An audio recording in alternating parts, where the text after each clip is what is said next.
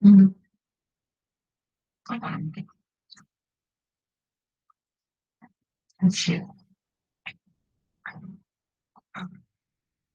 Ya, kita mulai. Assalamualaikum warahmatullahi wabarakatuh. Waalaikumsalam. Waalaikumsalam warahmatullahi wabarakatuh. Oke, sambil menunggu teman-teman di sini yang belum hadir, masih banyak ya. Totalnya 27 mahasiswa, ini baru 14 orang. Jadi sambil menunggu teman-teman yang lain, boleh di-unmute dulu Nur Mutia Rahmadani biar nggak keganggu suaranya. Oke. Ya, jadi sambil menunggu teman-teman yang masuk, biar lengkap ya, kita menunggu dulu beberapa saat. Dan mohon untuk pemakalah bisa di-prepare juga ya PPT-nya, moderator dan notulen juga tolong ready ya. Nah, sebelum itu saya mengucapkan minal aidin wal faizin. Mohon maaf kalau misalnya jika ada kekurangan dari saya atau kesalahan dari saya selama membantu adik-adik kuliah ya di mata kuliah ini, dari mungkin pertemuan-pertemuan sebelumnya, mungkin sampai hari ini juga. Jadi mohon maaf kalau ada tutur kata saya yang keliru ataupun menyinggung adik-adik ya. Semoga bisa dimaafkan dan kita bisa kembali lagi dari nol ya. Jadi semoga juga adik-adik beberapa waktu kemarin libur itu bisa sudah punya waktu untuk refreshing kembali, entah bertemu keluarga ataupun bertemu teman-teman gitu ya, libur sejenak sehingga kita bisa fresh kembali untuk bisa mendapatkan materi yang baru gitu ya. Untuk teman-teman di sini adik-adik semua, mungkin adik-adik sudah tahu informasi mengenai dosen kita, orang tua kita, salah satu panutan ya untuk mahasiswa dan juga untuk kami sendiri, khususnya untuk saya ya. Jadi kita kehilangan satu orang, satu sosok yang sangat teladan, yang sangat baik, kemudian sangat profesional juga di bidangnya ya. Jadi kita turut memberikan juga doa ya, baik adik-adik di sini nanti bisa memberikan doa secara mandiri ya untuk beliau. Semoga beliau Bapak Profesor Dr. Haji Andi Tandatalu MS itu bisa dilapangkan kuburnya, kemudian bisa diberikan tempat yang paling terbaik di sisi Tuhan Yang Maha Esa ya. Saya minta adik-adik ketika mungkin selesai ibadah atau berdoa bisa menyelipkan doa untuk beliau ya. Jadi suasana lebarannya kita berduka, jadi kita kehilangan satu profesor ya di prodi kita. Awalnya itu sudah ada 2 profesor, beliau profesor pertama di prodi kita. Sehingga ketika beliau berpulang karena sakit, jadinya kita punya tinggal 1 profesor di prodi gitu ya. Jadi bagi saya sendiri sangat apa ya, selama hidup beliau itu begitu berkesan baik ya. Beliau sosok yang sangat dikagumi ya oleh dosen-dosen muda juga ya, termasuk saya. Jadi kalau dari saya sendiri mungkin sedikit cerita ya, kenapa sangat kehilangan. Jadi saya pernah jadi mahasiswa ketika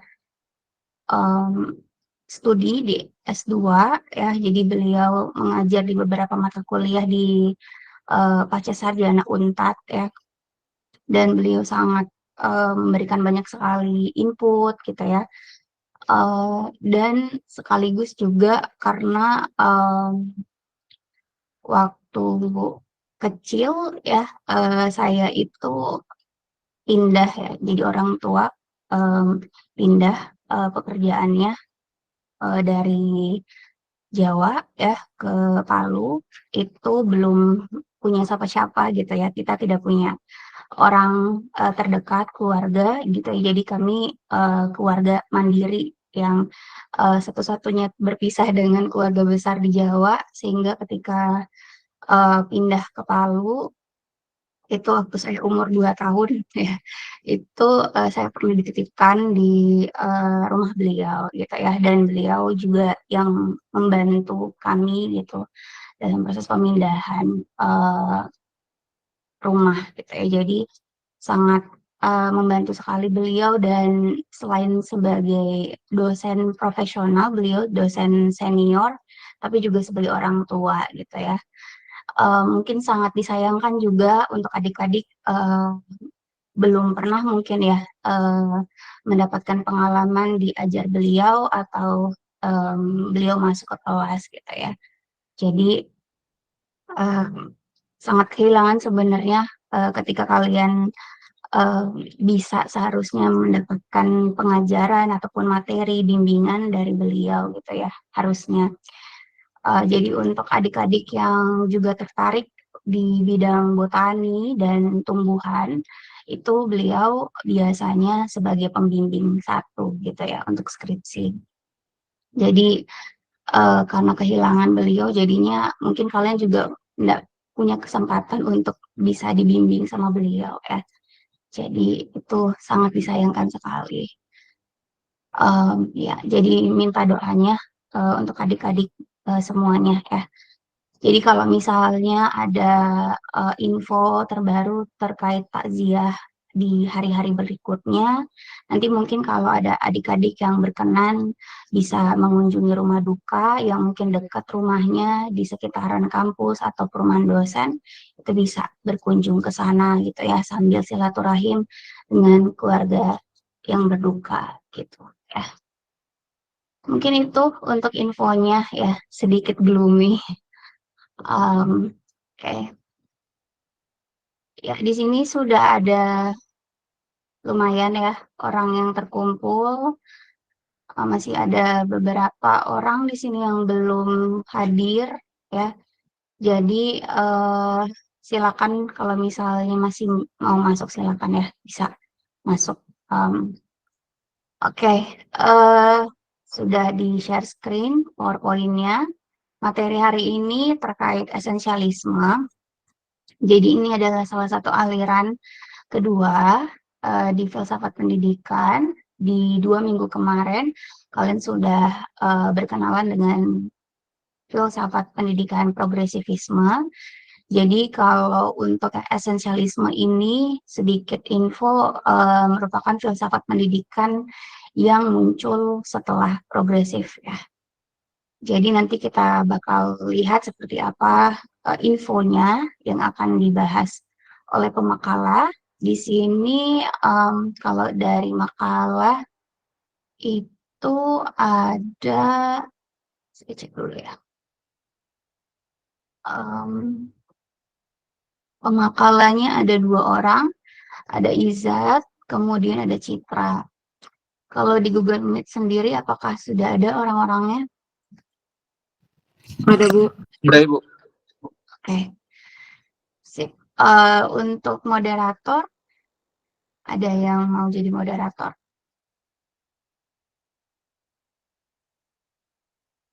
Yang jadi notulen dari kelompok lain tentunya.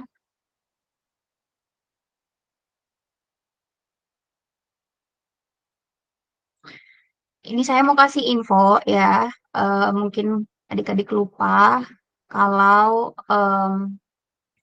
untuk tugas individu saya tidak memberikan tugas untuk penilai individunya, sehingga adik-adik di pertemuan bersama saya, jika ingin mendapatkan nilai individu selain nilai UAS, maka kalian harus bisa berpartisipasi aktif ya.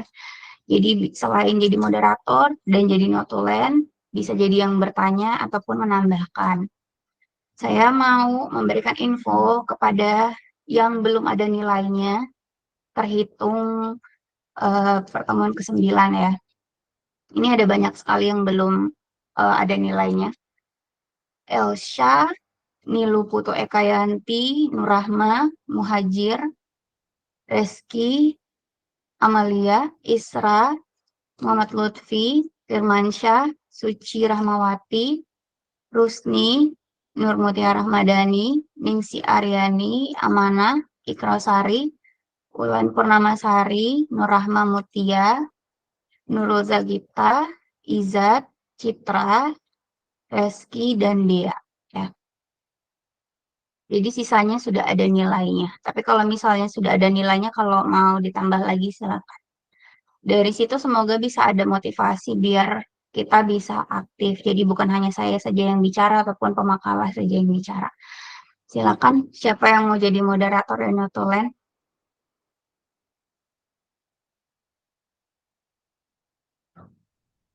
Nanti saya Bu jadi moderator. Oke, Muhammad Lutfi jadi moderator. Notulennya siapa?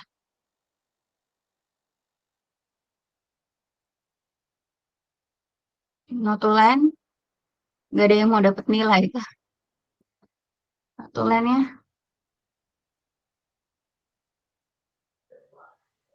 Saya Ibu, Muhajir Ibu.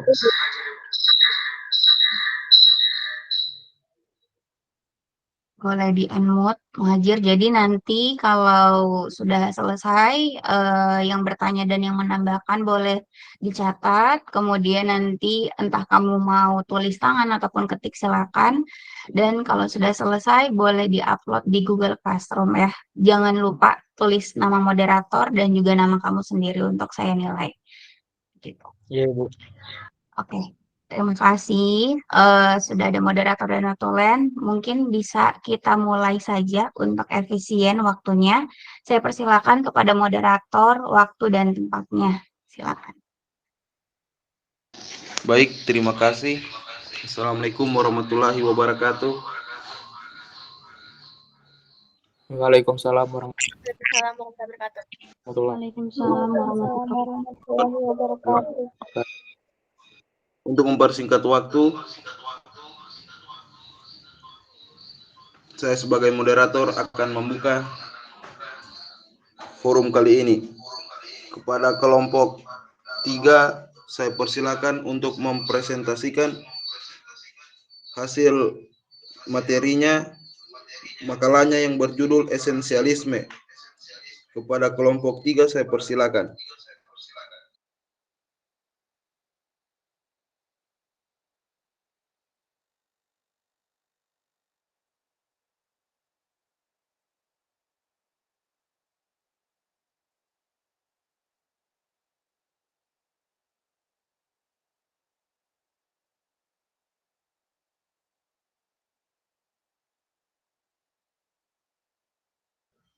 Saya persilakan kepada kelompok 3.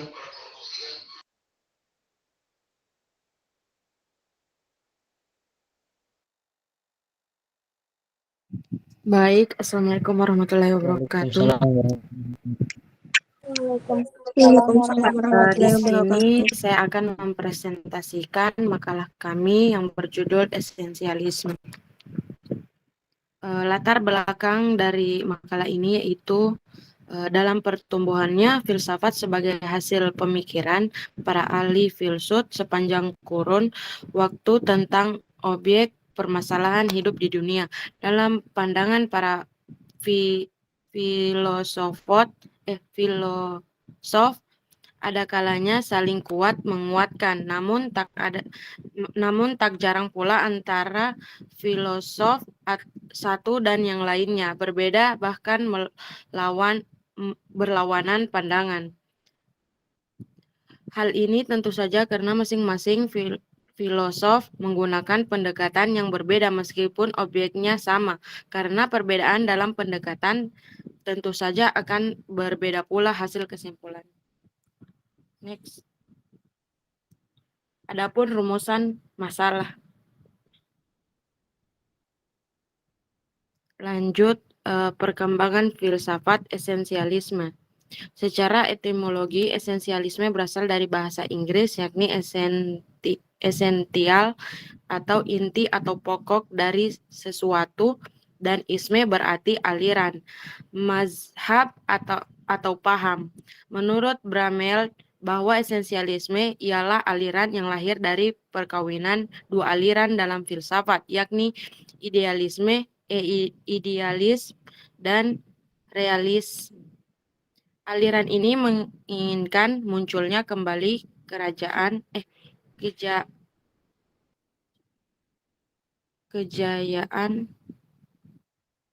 yang pernah diraih sebelum abad kegelapan.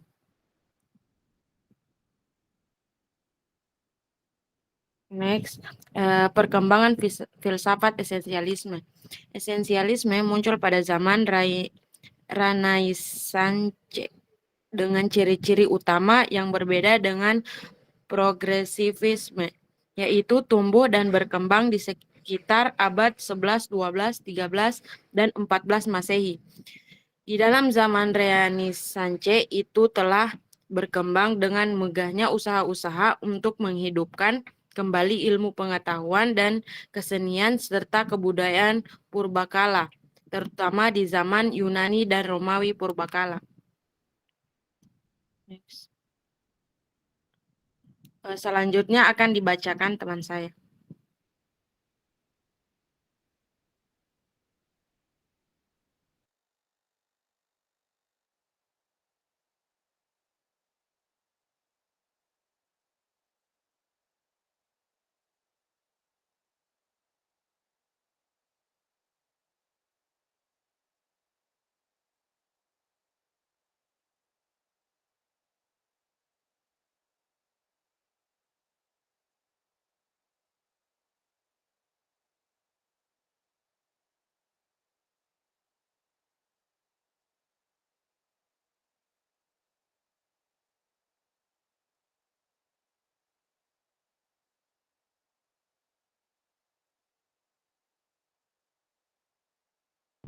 Silakan dilanjutkan. Kelompok 3.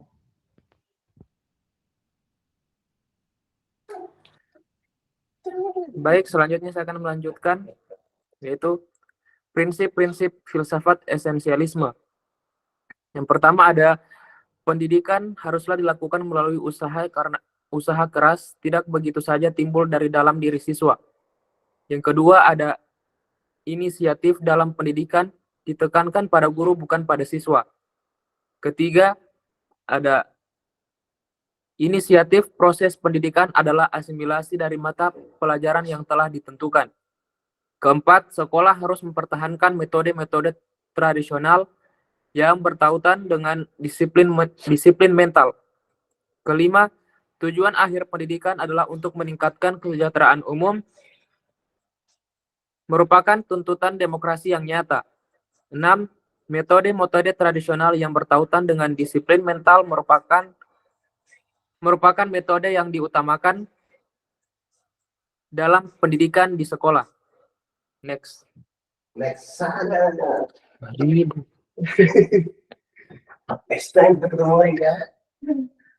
Selanjutnya adalah karakteristik aliran esensialisme. Esensialisme percaya bahwa pendidikan harus didasarkan kepada nilai-nilai kebudayaan yang telah ada sejak awal peradaban umat manusia. Kebudayaan yang mereka wariskan kepada kita hingga sekarang telah teruji oleh segala zaman, kondisi, dan sejarah. Kebudayaan demikian ialah esensia yang mampu pula mengemban hari kini dan masa depan umat manusia.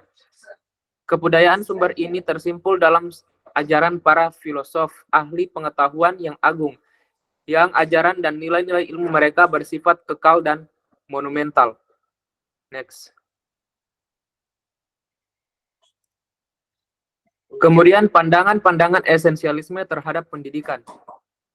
Pandangan mengenai pendidikan yang diutarakan di sini bersifat umum, simplikatif, dan selektif, dengan maksud agar semata-mata dapat memberikan gambaran mengenai bagian-bagian utama dari esensialisme.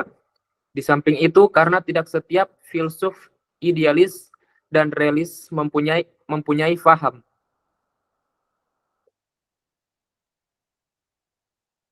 Terima kasih. Selanjutnya saya kembalikan kepada moderator. Baiklah, itulah tadi presentasi dari kelompok 3 mengenai materi tentang esensialisme. Selanjutnya, saya buka sesi tanya jawab. Pada teman-teman, saya persilahkan untuk bertanya apabila ada yang tidak diketahui. Ya, kepada Amanah, saya persilahkan. Baik, terima kasih kepada moderator telah memberikan kesempatan kepada saya untuk bertanya. Di sini saya akan bertanya kepada kelompok pemateri. Bagaimana esensialisme mempengaruhi pandangan tentang identitas individu? Baik, kembali ke moderator. Baik, itulah tadi pertanyaan dari Amanah Ikhlas. Tolong pertanyaannya ditulis di kolom chat.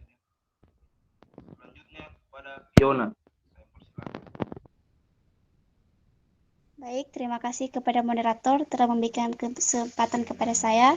Di sini saya akan bertanya, apa peran esensialisme dalam memahami dunia di sekitar? Apakah esensialisme membantu kita memahami realitas dengan baik atau esensialisme justru mengaburkan pemahaman kita? Itu saja, kembali kepada moderator.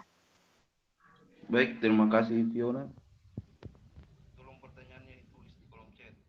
Selanjutnya pada Rosmiana saya persilahkan.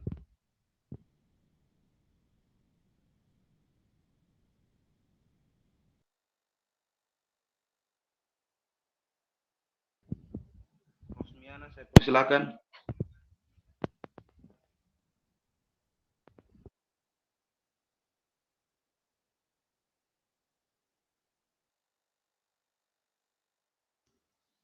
Apakah Rosmiana mau bertanya? Mohon maaf, soalnya tadi ada keringan. Terima kasih atas kesempatan yang diberikan kepada saya. Pada kesempatan ini saya mau bertanya, pertanyaan saya, apa perbedaan antara esensialisme dalam eksistensialisme dalam konteks pengetahuan dan keberadaan, serta bagaimana esensialisme memandang perubahan dalam konteks identitas dan hakikat? Baik, terima kasih. Saya kembalikan kepada moderator. Baik, terima kasih kepada Rosmiana. Tolong pertanyaannya ditulis di kolom chat. Selanjutnya saya persilahkan kepada kelompok yang presentasi untuk menjawab pertanyaan yang telah diberikan oleh teman-teman. Kepada kelompok pemateri saya persilahkan.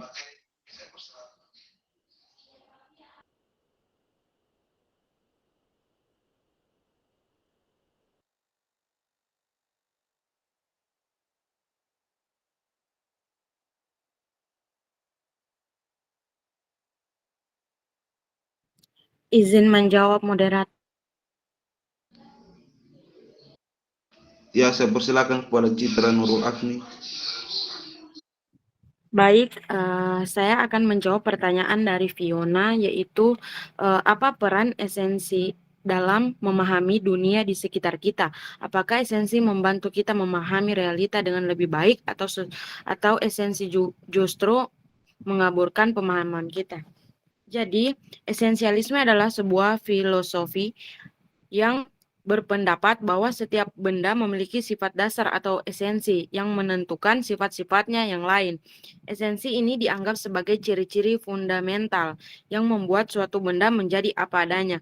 Peran esensi dalam memahami dunia di sekitar kita adalah sebuah topik yang kompleks dan masih banyak diperdebatkan. Berikut beberapa sudut pandang tentang hal ini. Yang pertama, membantu memahami realitas. Klasifikasi dan kategorisasi.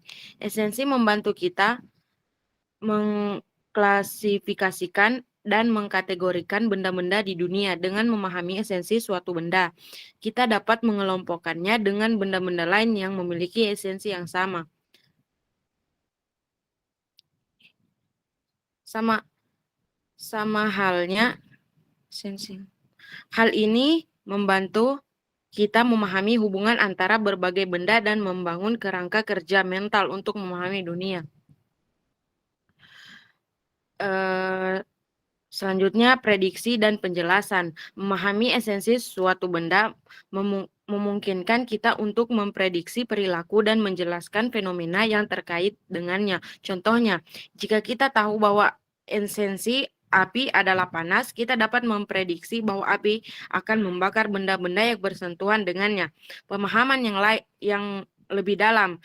Esensi dapat membantu kita mencapai pemahaman yang lebih dalam tentang suatu benda dengan mengidentifikasi ciri-ciri fundamentalnya.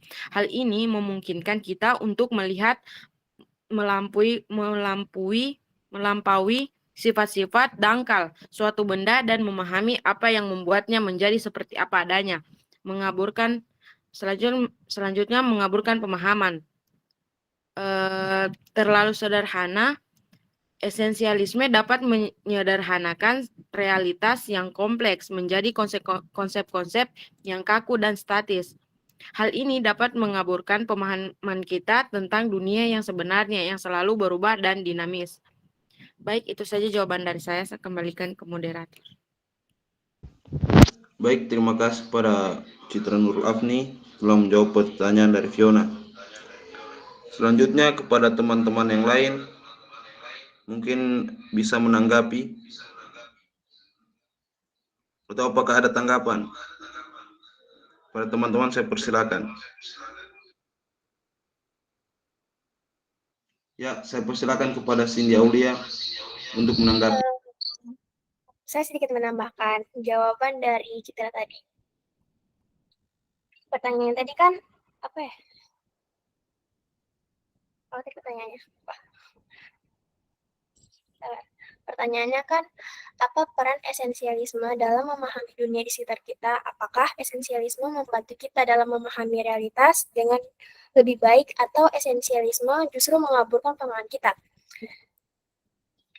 Esensialisme itu kan sebagai aliran filsafat pendidikan, menawarkan perspektif unik dalam memahami dunia di sekitar kita. Untuk membantu memahami realitas itu menyediakan kerangka kerja. Esensialisme memberikan kerangka kerja untuk mengorganisasi dan mengklasifikasikan pemahaman kita. Ada juga itu menentukan pengetahuan objektif.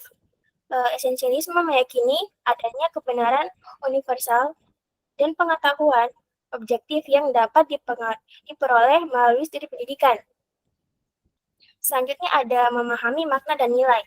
Esensialisme menekankan pentingnya memahami esensi dari benda, ide, dan konsep. Selanjutnya ada potensi mengaburkan pemahaman, yaitu ada membatasi perspektif, fokus pada esensi dapat mengabaikan variasi dalam komplektivitas yang ada di dunia. Selanjutnya ada mengabaikan konteks.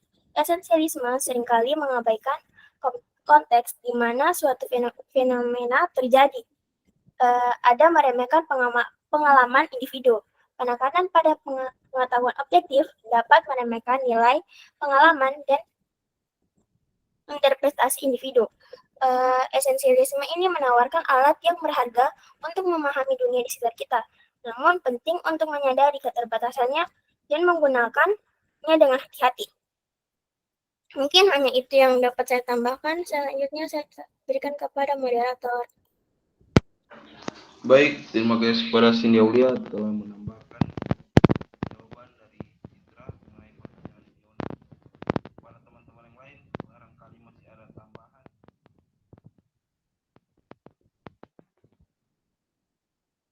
Jika sudah tidak ada, saya kembalikan kepada penanya. Apa yang dapat Anda simpulkan? Baik, terima kasih. Yang dapat saya simpulkan dari jawaban Citra dan Cindy, yaitu esensialisme adalah sebuah filosofi yang berpendapat bahwa setiap benda memiliki sifat dasar atau esensi yang menentukan sifat-sifat yang lain. Jadi esensi ini dapat membantu memahami realitas seperti klasifikasi dan kategorisasi, selanjutnya ada prediksi dan penjelasan, kemudian pemahaman yang lebih dalam. Dan esensialisme juga dapat mengaburkan pemahaman seperti terlalu sederhana, mengabaikan keanekaragaman, dan membatasi kreativitas. Itu saja yang dapat saya simpulkan. Saya kembalikan ke moderator. Baik, itulah tadi pertanyaan dari Fiona telah dijawab. Selanjutnya saya berikan kepada tim pemateri untuk menjawab pertanyaan yang selanjutnya. Terima kasih moderator. Selanjutnya saya akan menjawab pertanyaan dari Rosmiana, yaitu apa perbedaan antara esensialisme dalam eksistensialisme eksistensialisme dalam konteks pengetahuan dan keberadaan, serta bagaimana esensialisme memandang perubahan dalam konteks identitas dan hakikat.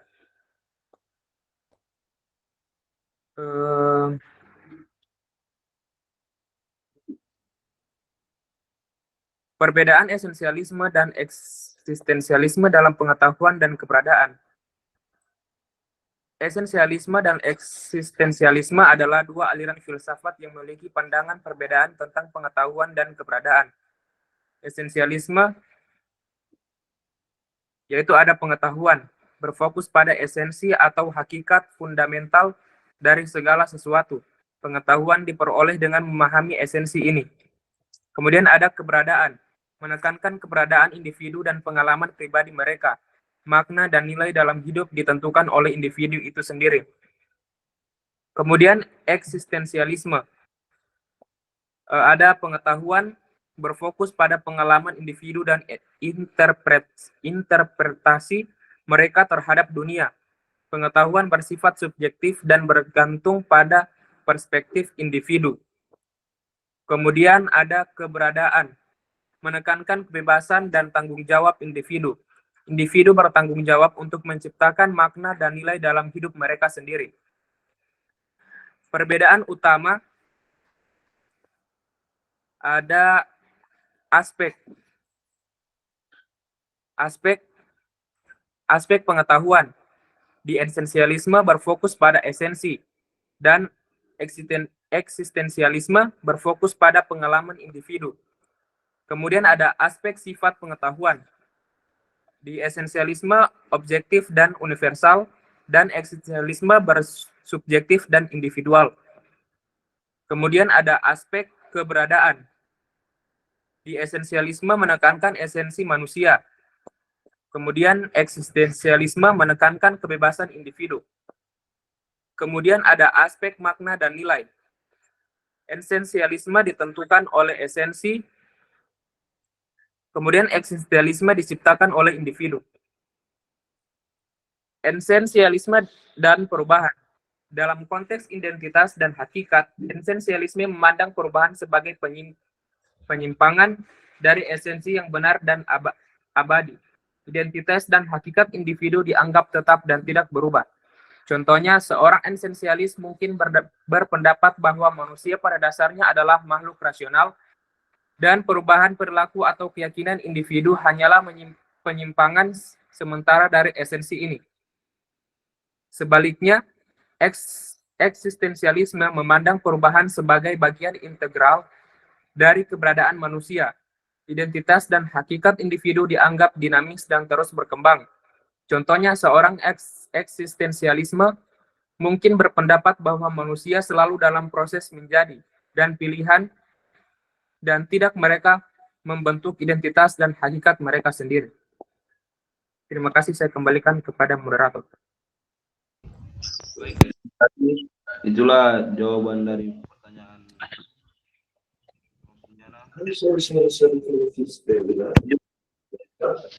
Saya berikan kepada teman-teman yang lain, barangkali ada yang ingin menambahkan atau menanggapi. Boleh teman-teman, saya persilakan.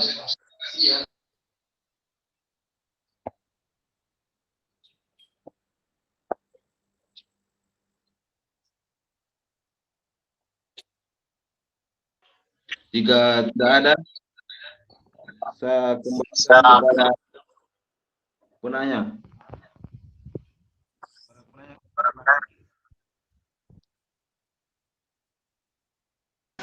Baik, terima kasih kepada Saudara Izat sudah menjawab pertanyaan dari saya. Sebelumnya saya mohon maaf karena dari jawaban saya kan tadi ada pertanyaan saya tadi ya. Itu ada berkaitan dengan bagaimana esensialisme memandang perubahan dalam konteks identitas dan hakikat. Jadi dari jawaban yang diberikan kepada Izat, saya belum dengar kalau ada dia itu. Jadi kalau memang ada dijelaskan boleh diulang kembali.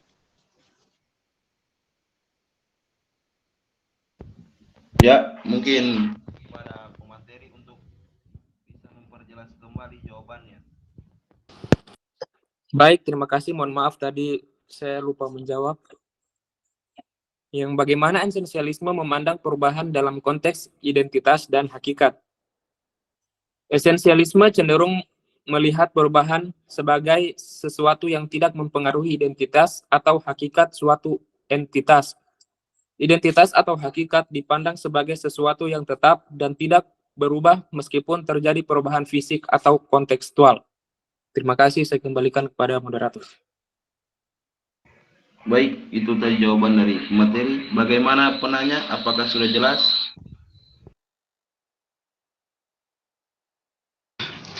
Baik, terima kasih kepada moderator dan pemateri sudah menjawab pertanyaan dari saya.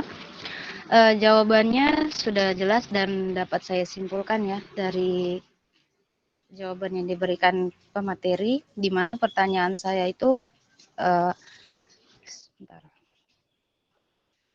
Apa perbedaan antara esensialisme dalam eksistensialisme dalam konteks pengetahuan dan kebenaran, di mana esensialisme itu berfokus pada esensi atau hakikat fundamental dari segala sesuatu, pengetahuan yang diperoleh dengan memahami esensi dan menekankan keberadaan individu dan pengalaman pribadi mereka. Terus juga tadi dari eksistensialisme, di mana berfokus itu eksisten ini dia berfokus pada pengalaman individu dan interpretasi mereka terhadap dunia, di mana pengetahuan bersifat subjektif dan bergantung pada perspektif individu sendiri, menekankan kebebasan dan tanggung jawab individu, serta untuk menciptakan makna dan nilai dalam individu mereka sendiri. Terus juga pertanyaan saya juga tadi, bagaimana esensialisme memandang perubahan dalam konteks identitas dan hakikat, di mana esensialisme itu cenderung memandang melihat perubahan sebagai sesuatu yang tidak mempengaruhi identitas atau hakikat suatu identitas tersebut, di mana identitas atau hakikat dipandang sebagai sesuatu yang tetap dan tidak berubah meskipun menjadi perubahan atau kontekstual. Baik, terima kasih. Mungkin itu saja yang dapat saya simpulkan. Saya kembalikan kepada moderator. Baik, terima kasih kepada Prof. Yana telah menyimpulkan.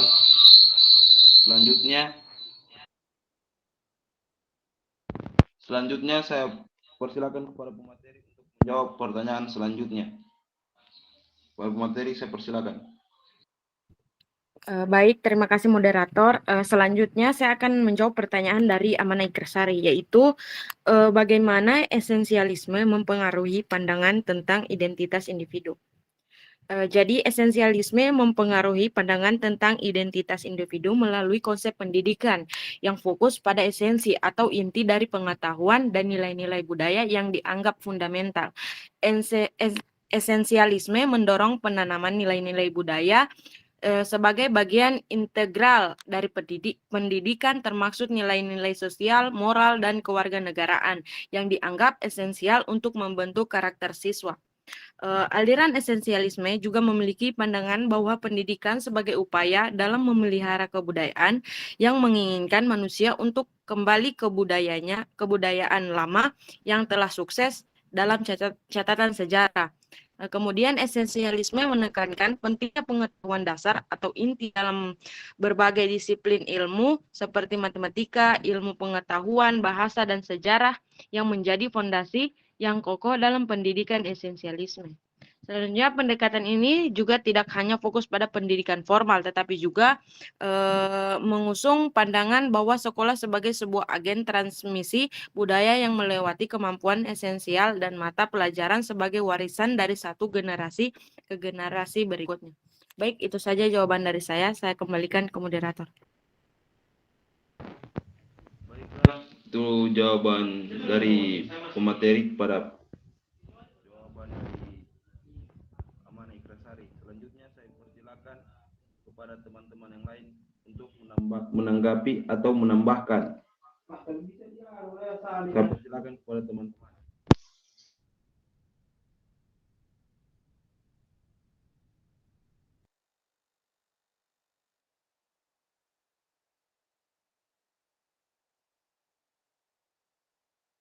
Saya persilakan kepada Nur Mutiara Ramadhani untuk menambahkan. Baik, saya izin menambahkan. Jadi, esensialisme memiliki pengaruh yang signifikan terhadap pandangan tentang identitas individu. Pendekatan esensial cenderung memandang identitas individu sebagai sesuatu yang inheren, tetap, dan ditentukan oleh karakteristik esensial yang melekat pada diri seseorang. Esensialisme berpendapat bahwa ada atribut atau sifat-sifat yang melekat pada individu secara inheren. Identitas individu dipandang sebagai sesuatu yang berasal dari faktor-faktor biologis, genetik, atau esensial lainnya yang membedakan setiap individu yang lain. Misalnya dalam konteks gender, pandangan esensial mungkin berpendapat bahwa identitas gender ditentukan oleh faktor biologis yang mendasar, seperti perbedaan kromosom atau perbedaan hormonal.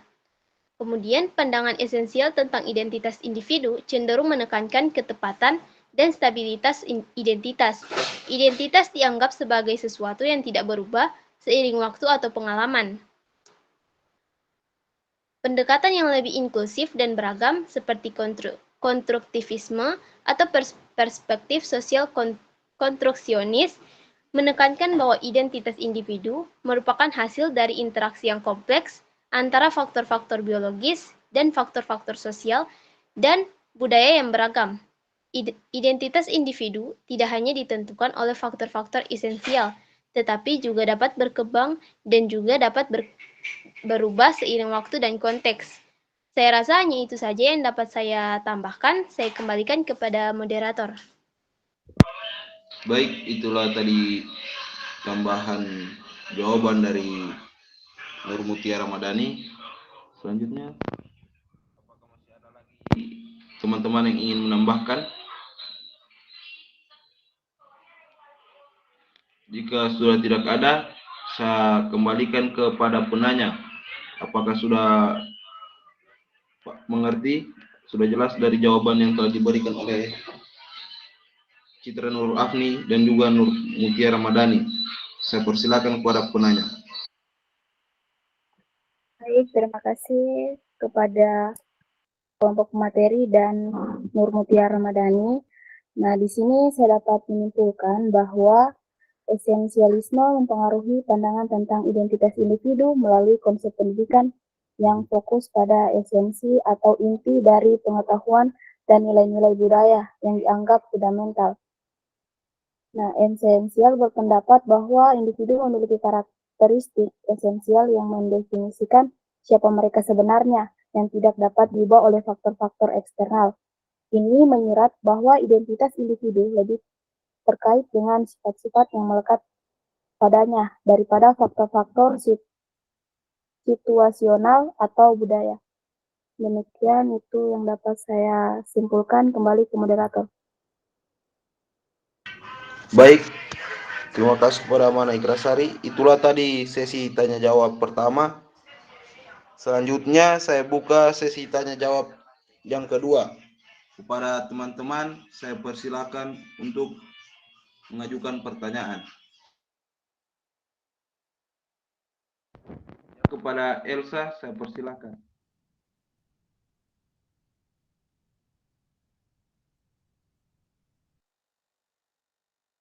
Baik, terima kasih moderator. Saya akan bertanya kepada kelompok pemateri, yaitu pertanyaan saya, bagaimana pengaruh aliran esensialisme dalam sistem pendidikan nasional di Indonesia? Baik, itu pertanyaan dari saya, kembali ke moderator. Baik, terima kasih Elsa telah memberikan pertanyaan. Mohon pertanyaannya ditulis di kolom chat. Selanjutnya saya persilahkan kepada Dinda Aulia untuk mengajukan pertanyaannya. Baik, terima kasih moderator. Di sini saya ingin bertanya, dalam konteks sosial dan budaya yang beragam, bagaimana esensialisme dapat diadaptasi dan diinterpretasikan secara fleksibel? Terima kasih. Baik, terima kasih Dinda Aulia. Tolong pertanyaannya ditulis di kolom chat. Selanjutnya saya persilahkan kepada Nilu Putu Ekayanti untuk memberikan pertanyaannya. Baik, terima kasih moderator. Pertanyaan saya, bagaimana pandangan aliran esensialisme terhadap pendidikan? Terima kasih. Baik, terima kasih kepada Nilu Putu Ekayanti. Selanjutnya, apakah sudah tidak ada pertanyaan?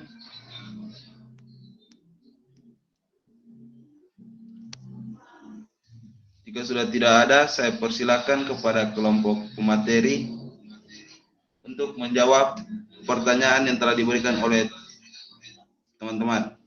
Saya persilakan kepada pemateri.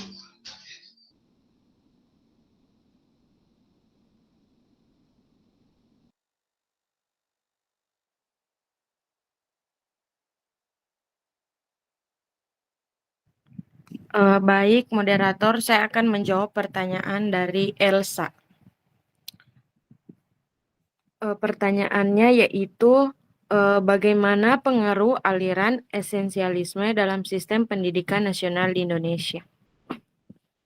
Pengaruh aliran esensialisme dalam sistem pendidikan di Indonesia dapat dilihat dalam beberapa aspek, antara lain yaitu pertama, kurikulum dan materi pembelajaran. Kurikulum pendidikan di Indonesia masih menekankan pada penguasaan materi-materi akademik yang dianggap sebagai esensi pengetahuan yang harus dikuasai oleh peserta didik. Kemudian terdapat penekanan pada transmisi pengetahuan dan keterampilan dasar yang dianggap fundamental seperti matematika, bahasa, sains, dan ilmu sosial. Kemudian yaitu tujuan pendidikan. Tujuan pendidikan di Indonesia masih berfokus pada pembentukan karakter dan kepribadian peserta didik yang dianggap sebagai esensi manusia. Kemudian pengembangan nilai-nilai moral, etika, dan spiritualitas menjadi salah satu tujuan utama pendidikan, selaras dengan pemikiran esensialis.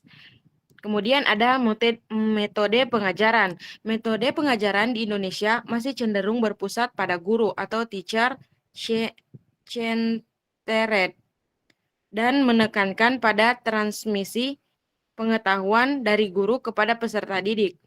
Kemudian pendekatan pembelajaran yang menekankan pada hafalan, pemahaman, dan penguasaan materi masih dominan, sesuai dengan pandangan esensialis. Kemudian peran guru. Guru dianggap sebagai pemegang otoritas pengetahuan dan bertanggung jawab untuk menyampaikan esensi pengetahuan kepada peserta didik. Kemudian guru juga memiliki peran sentral dalam menentukan apa yang harus dipelajari dan bagaimana peserta didik harus belajar. Kemudian evaluasi pembelajaran. Sistem evaluasi pembelajaran di Indonesia masih berfokus pada penilaian penguasaan materi dan kemampuan akademik peserta didik. Kemudian penekanan pada tes dan ujian yang mengukur kemampuan kognitif peserta didik sejalan dengan pandangan esensialis. Kemudian meskipun dalam beberapa dekade terakhir terdapat upaya untuk mengembangkan pendekatan pembelajaran yang lebih berpusat pada peserta didik. Namun pengaruh aliran esensialisme masih terlihat cukup kuat dalam sistem pendidikan nasional di Indonesia. Baik, itu saja jawaban dari saya. Saya kembalikan ke moderator. Baik, terima kasih para Citra Nurafni telah menjawab pertanyaan dari Elsa. Silakan kepada teman-teman, ada yang ingin menanggapi atau menambahkan jawaban yang telah diberikan oleh Citra Nurafni. Kepada teman-teman yang lain, silakan.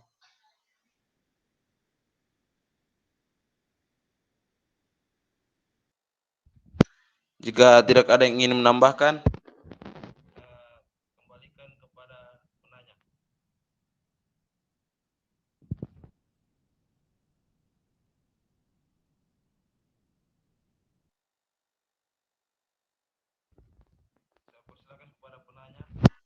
Saya persilahkan kepada penanya untuk menyimpulkan. Baik, terima kasih kepada Citra Nurul Afmi tadi sudah menjawab pertanyaan dari saya, yaitu dengan bagaimana pengaruh aliran esensialisme dalam sistem pendidikan nasional di Indonesia. Dan yang dapat saya simpulkan yaitu pengaruh aliran esensialisme dalam sistem pendidikan nasional di Indonesia dapat dilihat dalam beberapa aspek, antara lain seperti kurikulum dan materi pembelajaran. Kurikulum pendidikan di Indonesia masih menekankan pada penguasaan materi-materi akademik yang dianggap sebagai esensi pengetahuan yang harus dikuasai oleh peserta didik. Kemudian ada juga tujuan pendidikan, yaitu tujuan pendidikan di Indonesia masih berfokus pada pembentukan karakter dan kepribadian peserta didik yang dianggap sebagai esensi manusia. Dan ada juga metode pembelajaran, metode pengajaran. Metode pengajaran di Indonesia masih cenderung berpusat pada guru dan menekankan pada transmisi pengetahuan dari guru kepada peserta didik. Kemudian ada juga peran guru.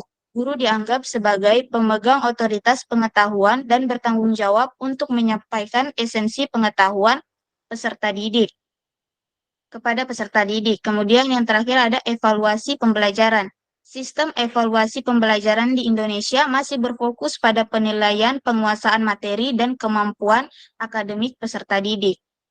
Meskipun dalam beberapa dekade terakhir terdapat upaya untuk mengembangkan pendekatan pembelajaran yang berpusat pada peserta didik, tapi pengaruh aliran esensialisme masih terlihat cukup kuat dalam sistem pendidikan nasional di Indonesia. Mungkin itu saja yang dapat saya simpulkan, kembali ke moderator. Baik, itulah tadi kesimpulan yang telah disampaikan oleh Elsa mengenai pertanyaannya. Selanjutnya, saya persilakan kepada pemateri untuk menjawab pertanyaan selanjutnya. Para pemateri saya persilakan.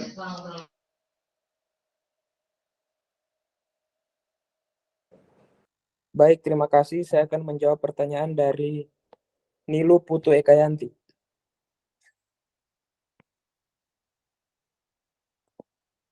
Yaitu bagaimana pandangan aliran esensialisme terhadap pendidikan.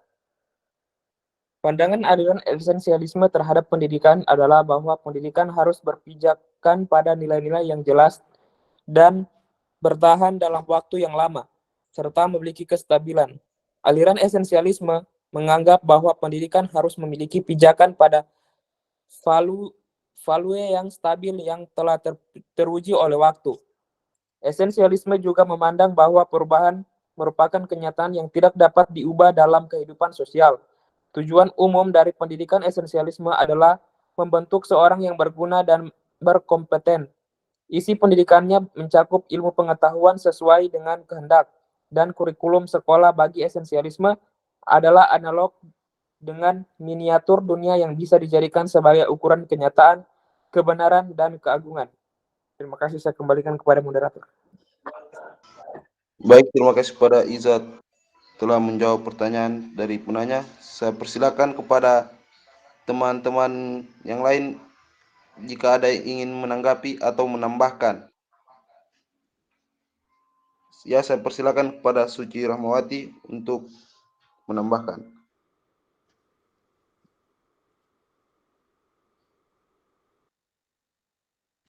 Terima kasih moderator. Di sini saya akan menambahkan sedikit. Aliran esensialisme dalam pendidikan memiliki pandangan yang kompleks dan beragam, berbagai mencakup pendekatan filsafat yang berbeda-beda. Esensialisme sendiri adalah pandangan yang menekankan pada esensi atau kualitas intrinsik dari sesuatu, bukan pada fenomena eksternal atau konteksnya. Dalam konteks pendidikan, esensialisme mencoba memahami apa yang sebenarnya penting dan esensial dalam proses belajar dan pengembangan diri manusia.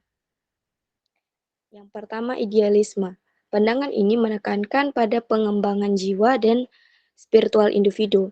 Menurut idealisme, belajar adalah proses di mana individu mencoba memahami aku, mereka sendiri, berdasarkan pemikiran Immanuel Kant tentang pengetahuan yang tidak didahului oleh pengalaman. Hal ini menunjukkan bahwa belajar dianggap sebagai proses berkembang secara internal, di mana individu membangun dan menciptakan dirinya sendiri. Yang kedua, pendekatan personalisme. Menurut T.H. Grant, diperlukan pendekatan personalisme yang melibatkan introspeksi. Hal ini menunjukkan bahwa pemahaman tentang realita dan kesadaran diri merupakan kebutuhan intrinsik manusia yang tidak dapat dipisahkan dari pengalaman dan refleksi individu. Mungkin itu saja yang dapat saya tambahkan. Kembali ke moderator. Baik, terima kasih kepada Suci Rahmawati telah menambahkan jawaban yang telah diberikan oleh Izat. Selanjutnya, apakah ada teman-teman yang lain ingin menambahkan? Jika sudah tidak ada, saya kembalikan kepada penanya. Apa yang dapat Anda simpulkan? Baik, terima kasih untuk materi dan teman saudari saya yang telah menambahkan. Yang dapat saya simpulkan yaitu pandangan aliran esensialisme terhadap pendidikan, bahwa pendidikan harus berpijak pada nilai-nilai yang jelas dan bertahan dalam waktu yang lama serta memiliki kestabilan. Dan esensialisme juga memandang bahwa perubahan merupakan kenyataan yang tidak dapat diubah dalam kehidupan sosial. Tujuan dari pendidikan esensialisme yaitu membentuk seseorang yang berguna dan berkompeten, dan isi pendidikannya mencakup ilmu pengetahuan sesuai dengan kehendak dan kurikulum dari sekolah tersebut. Mungkin hanya itu yang bisa yang dapat saya simpulkan. Saya kembalikan ke moderator dan terima kasih. Baik, terima kasih. Selanjutnya, saya persilakan kepada pemateri untuk menjawab pertanyaan terakhir. Baik, terima kasih moderator. Saya akan menjawab pertanyaan dari Dinda Aulia, yaitu pertanyaannya dalam konteks sosial dan budaya yang beragam, bagaimana esensialisme dapat diadaptasi dan diinterpretasi secara fleksibel? Adaptasi dan interpretasi fleksibel esensialisme dalam konteks sosial dan budaya yang beragam. Esensialisme sebagai aliran filsafat menawarkan kerangka kerja untuk memahami dunia dengan berfokus pada esensi atau hakikat fundamental dari segala sesuatu. Namun, dalam konteks sosial dan budaya yang beragam, esensialisme perlu diadaptasi dan diinterpretasi secara fleksibel agar tidak terjebak dalam rigiditas dan generalisasi yang tidak relevan. Ada beberapa poin tentang esensialisme dapat diadaptasi dan diinterpretasi secara fleksibel. Yang pertama yaitu menghargai keragaman. Esensialisme tidak boleh digunakan untuk menjustifikasi homogenisasi atau superioritas budaya tertentu. Penting untuk mengakui dan menghargai keragaman budaya dan perspektif yang ada dalam masyarakat. Esensialisme dapat diadaptasi dengan mengakui bahwa esensi manusia bukanlah sesuatu yang tunggal dan universal, melainkan beragam dan dipengaruhi oleh konteks sosial dan budaya. Kedua, fokus pada nilai-nilai universal. Aliran-aliran mencari esensi universal dalam budaya dan tradisi, esensialisme dapat diadaptasi dengan fokus pada nilai-nilai universal seperti keadilan, kebijaksanaan, dan kebaikan. Nilai-nilai ini dapat digunakan sebagai dasar untuk membangun dialog dan pemahaman antar budaya, tanpa mengabaikan kekhasan budaya masing-masing. Ketiga, mempromosikan dialog dan pertukaran budaya. Esensialisme dapat diinterpretasi secara fleksibel dengan mendorong dialog dan pertukaran budaya. Melalui interaksi dan saling belajar antar budaya, individu dapat memperluas pemahaman mereka tentang esensi manusia dan makna kehidupan. 4. Melihat esensi sebagai proses dinamis. Esensialisme tidak harus dilihat sebagai sesuatu yang statis dan tidak berubah. Dalam konteks sosial dan budaya dinamis, esensi manusia dapat diinterpretasikan sebagai proses yang terus berkembang dan dipengaruhi oleh berbagai faktor. Yang kelima, memanfaatkan esensialisme untuk kritik sosial. Esensialisme dapat digunakan untuk menganalisis norma dan nilai-nilai sosial yang ada dalam masyarakat. Dengan mengidentifikasi esensi dan norma dan nilai tersebut, individu dapat melakukan kritik konstruktif dan mendorong perubahan sosial yang positif. Terima kasih, saya kembalikan kepada moderator. Baik, terima kasih. Itulah jawaban dari Izzat. Selanjutnya, saya persilakan kepada teman-teman yang lain jika ada yang ingin menanggapi atau menambahkan jawaban yang telah diberikan.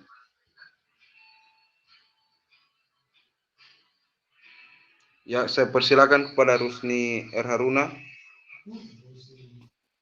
Baik, terima kasih moderator. Sedikit tambahan jawaban dari saya.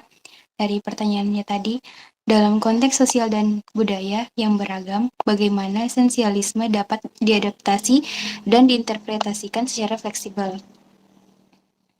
Nah, dalam konteks sosial dan budaya yang beragam, esensialisme dapat diadaptasi dan diinterpretasikan secara fleksibel dengan beberapa cara.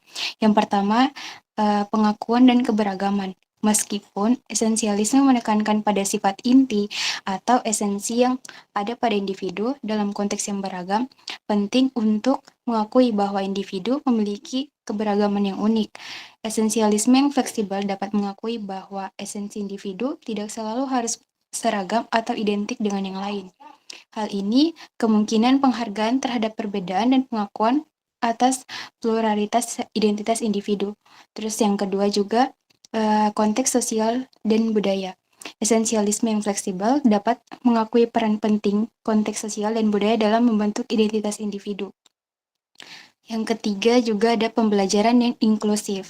Dalam pendidikan, pendekatan esensialisme yang fleksibel dapat mendorong pembelajaran yang inklusif.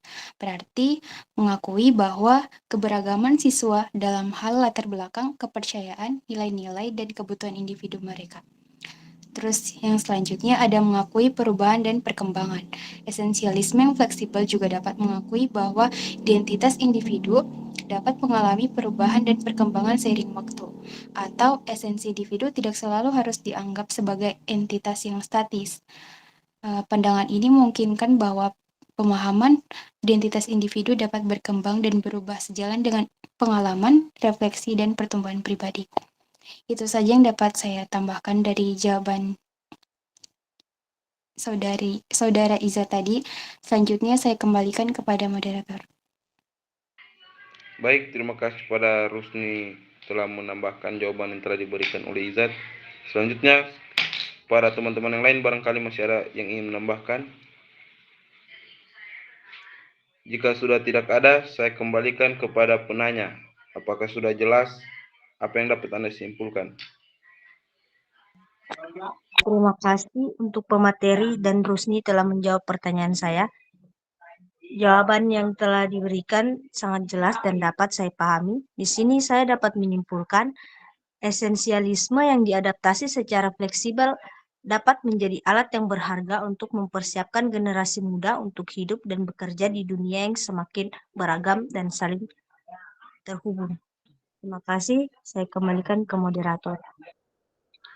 Baik, terima kasih. Itulah tadi hasil presentasi yang telah dilakukan oleh kelompok 3 mengenai esensialisme dan sesi tanya jawab yang telah dilakukan oleh teman-teman. Sebelum saya menutup presentasi kita pada hari ini, saya akan membacakan kesimpulan dari materi hari ini. Aliran esensialisme merupakan aliran yang ingin kembali kepada kebudayaan lama. Dasar dari aliran esensialisme ini adalah pandangan humanisme yang merupakan reaksi terhadap hidup yang mengarah pada keduniawian yang ilmiah dan materialistik.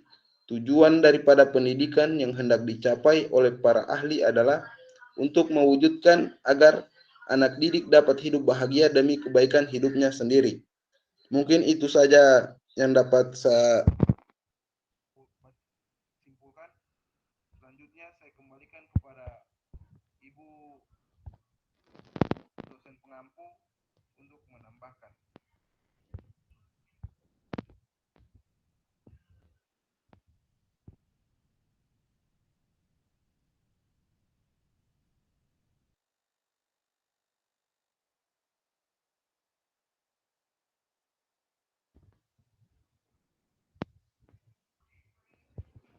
Demikian presentasi yang telah kita lakukan. Saya tutup. Wassalamualaikum warahmatullahi wabarakatuh. Waalaikumsalam warahmatullahi wabarakatuh. Assalamualaikum warahmatullahi wabarakatuh. Saya berikan kepada Ibu dosen pengampu.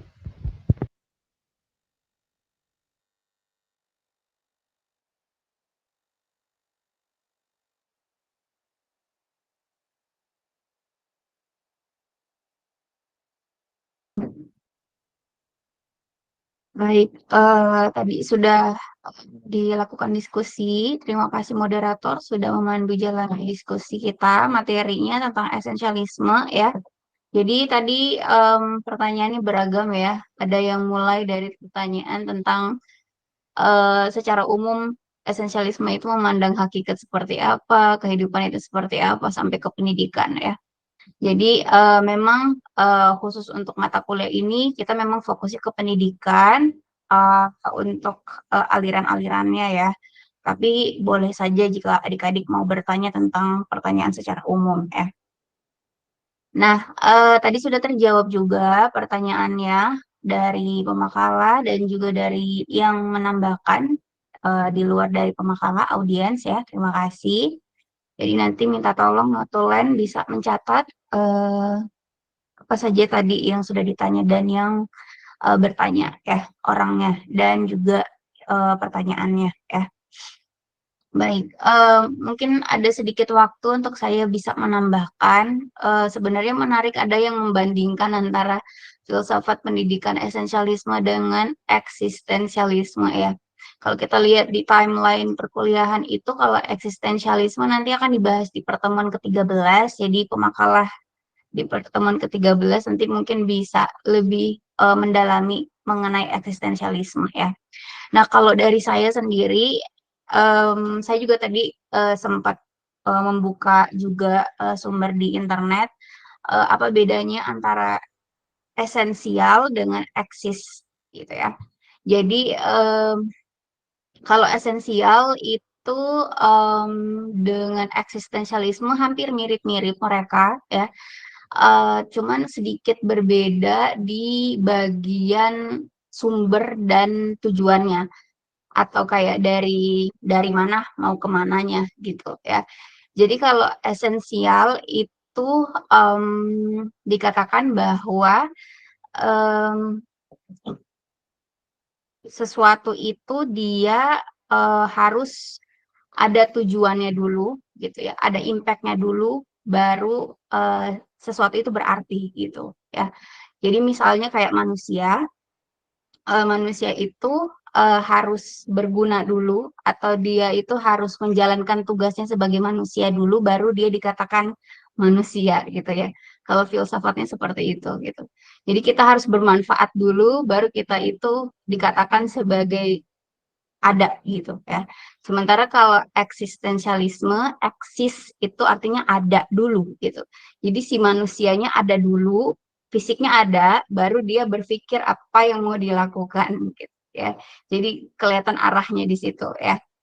Nah, kalau itu secara umum saja bedanya. Jadi kalau yang esensial itu artinya esensinya apa dulu, baru dia bermakna gitu ya. Jadi maknanya dulu yang diutamakan gitu ya, baru eksisnya. Sementara kalau eksistensialisme, eksisnya dulu, keberadaannya dulu, baru esensialnya. Seperti itu ya. Nah, kalau ngomongin soal esensialisme dalam dunia pendidikan, saya izin menambahkan ya. Jadi ada materi yang sudah saya berikan juga di Google Classroom itu, masih sama juga websitenya, sumbernya sama. Ada di bagian chapter ke berapa ini? Chapter ke-8 ya, mengenai esensialisme ya. Jadi esensialisme itu tadi memang benar dikatakan bahwa pendidikan itu harus dipikirkan dulu apa yang mau diajarkan gitu. Sehingga yang mengajar dalam hal ini adalah guru, gurunya yang bertanggung jawab untuk siswanya gitu ya. Jadi di sini dominasinya yang paling banyak itu gurunya dulu gitu. Jadi gurunya yang aktif atau dominan di kelas. Tadi dikatakan sebagai teacher center gitu ya, teacher center atau berpusat pada guru. Nah, sementara kalau kita bandingkan dengan aliran filsafat pendidikan sebelumnya itu progresif, di mana kalau progresif itu dikatakan pendidikannya itu bisa saja kurikulumnya terus-menerus berubah tergantung dengan perkembangan zaman. Dan di situ style mengajarnya bukan hanya guru saja yang dominan tetapi siswanya gitu. Jadi kalau kita bandingkan kalau progresif guru dan siswanya itu hampir setara. Ya, jadi guru dan siswa itu yang memutuskan untuk belajar apa gitu. Jadi siswanya dilibatkan di sini. Nah, sementara kalau esensialisme di sini karena yang dipandang ini sebagai yang bertanggung jawab ini adalah gurunya yang menentukan kesuksesan siswa, maka gurunya yang lebih di atas gitu ya. Atau gurunya lebih punya authority gitu ya atau punya tanggung jawab yang lebih dibandingkan siswanya. Nah, jadi siswanya itu ya hanya mengikuti saja gitu aturan yang diberikan oleh gurunya ataupun yang ada di sekolahnya gitu ya. Nah, kalau di sekolah kalian dulu seperti apa saya mungkin tidak bisa relate karena mungkin pasti sudah berubah zamannya, tapi pada saat saya dulu waktu SD, SMP itu kami wajar gitu ya kalau misalnya gurunya itu marah atau memberikan hukuman kepada kami yang misalnya tidak mengerjakan tugas gitu ya. Jadi adanya hukuman, kemudian kedisiplinan gitu ya, metode keras, metode apa namanya, metode yang seperti itu wajar pada zaman itu gitu ya. Jadi mungkin itu bisa sebagai salah satu contoh juga ya, metode, seperti apa sih kalau di esensialisme ya. Nah, kemudian kalau di websitenya ini juga adik-adik sebenarnya diperlihatkan gambaran video, di sini ada 2 video ya, terkait seperti apa sih isi atau bagaimana settingan kelas kalau di pendidikan yang menggunakan esensialisme ini. Jadi bisa dilihat di sini, saya skip saja ya, bagian suasana kelasnya. Nah, ini adik-adik bisa lihat suasana kelasnya seperti ini gitu ya. Kalau kita pengen tahu esensialisme itu kalau di pendidikan seperti apa. Jadi kelihatan sekali sentralnya itu ada di gurunya yang sangat dominan, yang bertindak gitu ya untuk mengontrol semua jalannya proses pendidikan di kelas gitu ya. Jadi ya siswanya ya duduk diam mendengarkan gitu ya. Nah, kalau dulu saya seperti ini gitu ya kalau di sekolah ya. Jadi wajar ketika misalnya gurunya itu bawa tadi kalian lihat gitu, bawa kayu gitu ya. Kayunya ini tuh ada 2 tujuannya, ada 2 mungkin fungsinya, mungkin banyak juga fungsinya ya, selain mungkin menunjuk materi di papan tulis yang biasanya juga papan tulisnya pakai kapur gitu ya.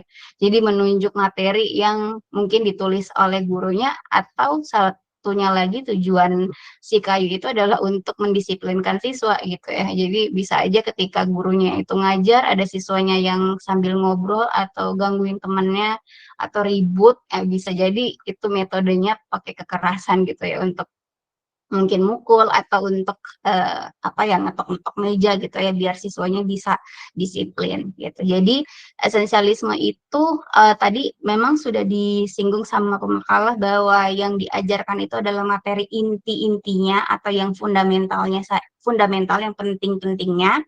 Kemudian ciri-ciri yang kedua juga mereka itu balik lagi ke nilai-nilai zaman dulu, artinya yang diajarkan itu adalah warisan dari kebudayaan zaman dulu gitu, yang masih relevan, yang dipakai gitu, yang diajarkan di sekolah. Misalnya tentang nilai moral, seperti apa sih berperilaku baik, kalau ke orang tua seperti apa, ke orang yang lebih muda seperti apa gitu. Jadi siswanya juga diajarkan nilai moral gitu ya. Kemudian nilai kewarganegaraan, dan satunya lagi adalah siswanya juga harus disiplin gitu. Jadi mereka itu harus terbiasa dengan sebenarnya latihan untuk mendisiplinkan mereka gitu ya. Jadi metode mungkin yang fleksibel seperti progresivisme itu tidak nampak kalau di esensialisme gitu ya.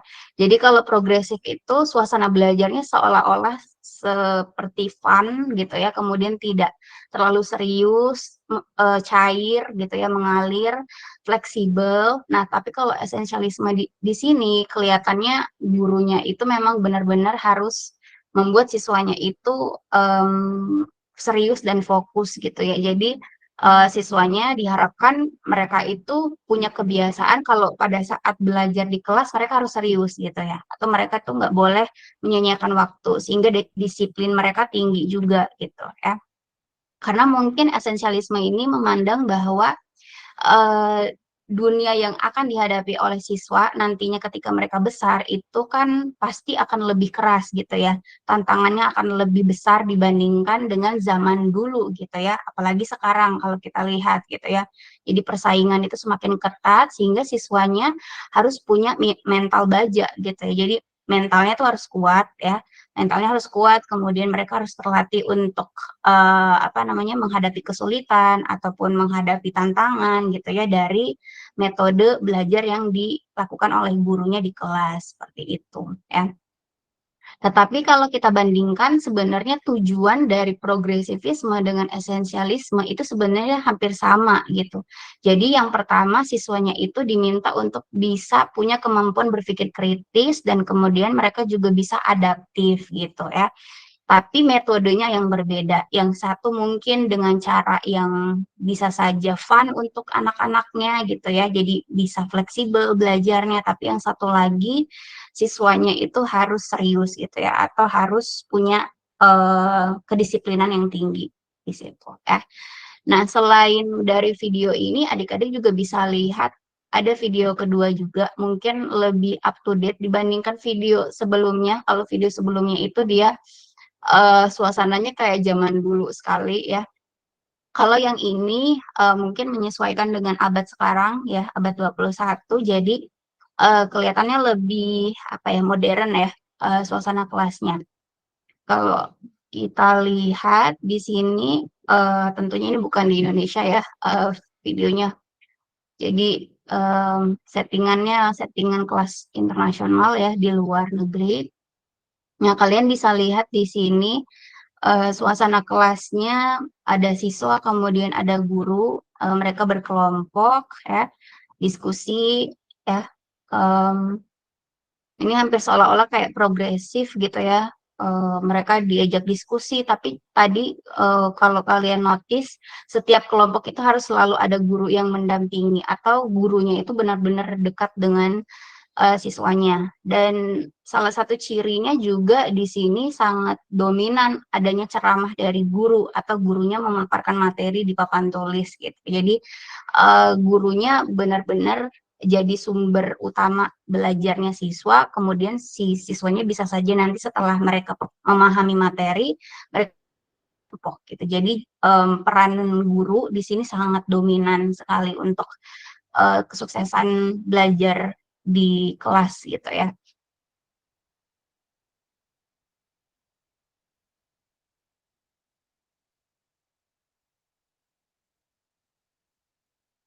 Ya. Jadi bisa ditonton lebih lanjut lagi ya kalau mau lihat seperti apa bedanya antara progresif dengan esensialisme ya. Kemudian satu lagi yang menarik untuk esensialisme itu ada satu pemikir namanya William C. Bagley. Beliau salah satu yang jadi pelopor untuk pemikir esensialisme. Jadi seolah-olah sebenarnya esensialisme ini tuh balik lagi ke zaman dulu ya. Tetapi kalau kita harus ketahui munculnya esensialisme itu setelah progresif gitu. Jadi mungkin ada yang bertanya kenapa sih munculnya setelah progresif tapi yang dipakai pandangan yang dipakai itu pandangan lama gitu ya. Jadi kalau kita lihat jadi munculnya si esensialisme ini dia juga sama-sama dari Amerika. Nah, pemikir esensialisme itu mungkin melihat ketika progresivisme ini muncul menimbulkan mungkin kekurangan gitu ya atau juga belum maksimalnya penggunaan progresif itu di sekolah sehingga jadinya para pemikir yang esensialis ini ingin mengembalikan nilai-nilai zaman dulu yang menggunakan misalnya metode ceramah, kemudian dominasi gurunya itu banyak di kelas, itu balik lagi gitu ke sekolah ya. Nah, alasannya tadi itu ya, pengen mengembalikan lagi nilai-nilai zaman dulu yang harus diturunkan, diwariskan ke anak cucu gitu ya, ke siswanya, ke anak-anaknya gitu ya. Agar mereka tahu bahwa nilai-nilai yang dipakai itu nilai-nilai yang sudah tetap gitu ya, pasti ya. Nah, alasan yang lain itu di mana ya? Ada saya temukan di sini di bagian ini ya. Jadi karena dia munculnya di Amerika, jadi esensialisme ini memandang progresif yang dilakukan di sekolah itu ternyata tidak bisa berkompetisi kualitasnya dengan sekolah-sekolah yang ada di negara lain seperti di negara Jepang dan di negara Jerman ya di sini dikatakan. Karena kalau kita tahu bahwa metode sekolah yang ada di Jepang dan di Jerman itu mereka masih menggunakan metode lama gitu. Mereka masih menggunakan metode gurunya itu tutor ke siswa atau gurunya yang ceramah ke siswa. Nah, dari situ mereka melihat mungkin masyarakat Amerika ini melihat bahwa ternyata negara Jepang dan negara Jerman mereka itu tidak melakukan progresif di sekolah tetapi kualitasnya malah lebih tinggi dibandingkan progresif yang ada di Amerika gitu. Jadi akhirnya mereka melakukan evaluasi ya. Ternyata progresif itu muncul dan belum maksimal gitu ya sehingga Amerika di sini kualitas pendidikannya tidak bisa berkompetisi atau tidak bisa mengungguli negara-negara yang tidak progresif pendidikannya gitu sehingga akhirnya muncul esensialisme ini. Nah, tetapi tadi balik lagi ke bagian pemikirnya tadi Bapak William C. Bagley ini selaku pelopor dari esensialisme, beliau itu memberikan sebenarnya ada beberapa ya ini, ada 3 cirinya. Tapi tadi mungkin sudah dijelaskan juga bahwa yang diajarkan itu materi-materi inti saja, bukan materi-materi yang banyak tapi tidak dalam gitu ya. Jadi materi-materi inti seperti kayak membaca, menulis, matematika, sains, kemudian sosial gitu ya. Seperti itu. Nah, satu yang paling di sini ya nyentrik atau menarik itu kalau esensialisme adalah dari tadi ya segi penilaian. Jadi ketika siswa itu misalnya berada pada level pendidikan atau jenjang pendidikan dasar ya. Kalau di Indonesia misalnya SD, SMP, SMA. Nah, ketika misalnya ada sekolah yang menggunakan esensialisme sebagai pandangan yang mereka pakai dalam dunia pendidikan, maka ketika siswa itu berada di sekolah dasar, mereka itu kelulusannya harus benar-benar diambil dari nilai yang mereka dapatkan gitu, atau dari siswa mengerjakan tes, kemudian nilai itu yang dijadikan sebagai tolak ukur paling utama gitu ya, untuk meluluskan atau menaikkan kelas gitu ya. Nah, kalau misalnya sudah di apa ya, sudah tetapkan standar KKM-nya berapa nilainya, kemudian ketika siswa itu ada satu atau mungkin beberapa siswa yang tidak lulus dan tidak mencapai nilai KKM itu, maka mereka tidak bisa diluluskan atau dinaik kelaskan gitu ya. Nah, kalau ini dipakai di Indonesia dan itu benar-benar dipakai, maka akan ada banyak sekali yang tidak lulus dan tidak naik kelas gitu ya. Dan banyak sekali yang gagal dalam pendidikan gitu, karena memandang bahwa ya tidak bisa mereka naik kalau memang mereka tidak mampu secara kognitifnya gitu. Karena kalau dinaikkan atau diluluskan mereka akan punya kesulitan double gitu ya. Jadi mereka harus mengejar ketertinggalan untuk yang level dasarnya dengan yang mereka akan masuki gitu ya. Nah, jadi akan stres sebenarnya nantinya si siswa tersebut kalau dia itu diluluskan ya. Padahal sebenarnya nilainya itu tidak mencapai KKM itu gitu ya. Jadi mereka harus mengulang dulu gitu. Tetapi kalau ini dipakai, tadi positifnya adalah siswanya memang benar-benar mantap secara fondasi gitu. Fundamentalnya mereka bagus gitu ya pemikirannya.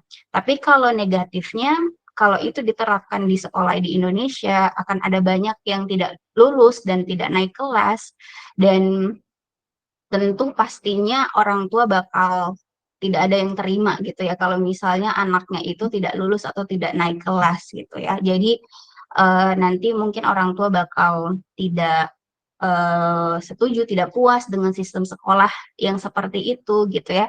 Kemudian juga nanti pressure dari anak itu sendiri juga akan timbul karena dia mungkin dapat tekanan dari sosialnya gitu ya, atau dari teman-teman sebayanya yang harusnya bareng-bareng lagi gitu ya untuk ke kelas selanjutnya gitu. Jadi ada plus minusnya sebenarnya ketika si evaluasi esensialisme ini tuh diterapkan di sekolah ya. Jadi makanya mungkin kalau yang kita temukan di sekolah yang mungkin kalian dulu gitu ya, ya walaupun kita ujian, kemudian kita tahu bahwa nilai kita nggak sesuai dengan KKM, mungkin di raport bukan nilai itu yang muncul gitu ya. Jadi misalnya di nilai UAS kita 60 atau 70, tapi di nilai raport pasti bukan nilai itu ya. Nilai yang muncul pasti nilai yang sudah dimodifikasi atau sudah ditambahkan ya. Karena tentunya tidak bisa dipakai sistem seperti ini ya, sistem esensialisme ini di sekolah itu ya. Ya, ada banyak sebenarnya pembahasan lebih lanjut lagi kalau mengenai evaluasi ya yang diterapkan kalau untuk esensialisme. Seperti itu ya. Jadi semoga bisa dipahami seperti apa esensialisme itu, kemudian kalian bisa ambil apa kelebihannya gitu ya, dan bisa mengevaluasi kekurangannya apa ya. Oke, mungkin itu untuk tambahan dari saya. Mungkin sebelum saya tutup, saya mau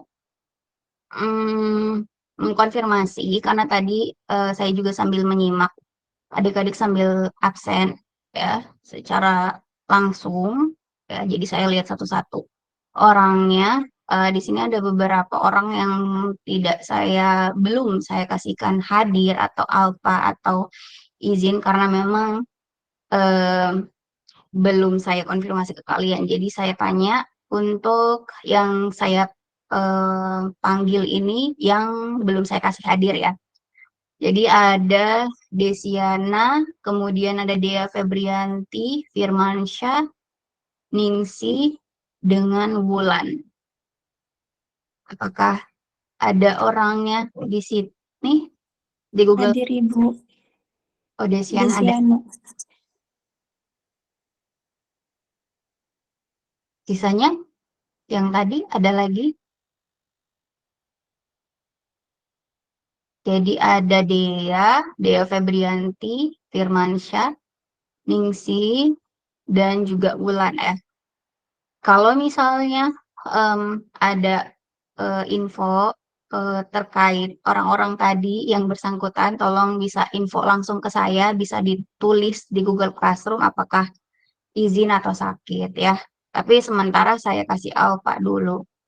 Kalau misalnya tidak ada info lebih lanjut, maka itu sudah saya simpan permanen. Gitu, ya. Oke, boleh nanti diinfokan ke teman-temannya tadi ya, yang belum saya kasih hadir. Mungkin itu saja untuk hari ini adik-adik. Terima kasih banyak sudah join pertemuan ke-10. Semoga kita tetap sehat walafiat dan minggu depan insya Allah kita bisa ketemu lagi dengan materi yang baru. Semoga bisa disiapkan untuk pemakalahnya, moderator dan notulennya ya. Oke, itu saja saya akhiri untuk hari ini. Assalamualaikum warahmatullahi wabarakatuh dan selamat siang. Waalaikumsalam Waalaikumsalam warahmatullahi wabarakatuh.